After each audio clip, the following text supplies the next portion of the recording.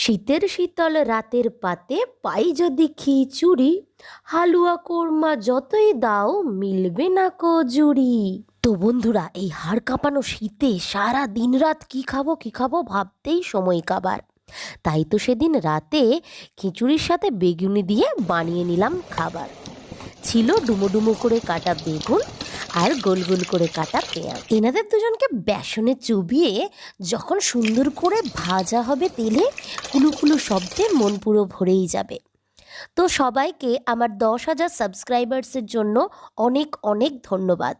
আর এইদিকে দেখো, হাঁড়ির মধ্যে রং বেরঙের সবজি দেওয়া কালারফুল খিচুড়ি।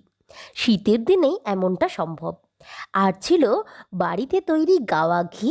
এবার ওই বাটিতে সাজানো ভাজা আর প্লেটে সাজানো খিচুড়ি। চলো চলো ঝাঁপিয়ে পড়ি। কি টেস্ট! তোমরা খিচুড়ির সাথে কি খেতে পছন্দ করো কমেন্টে জানাও।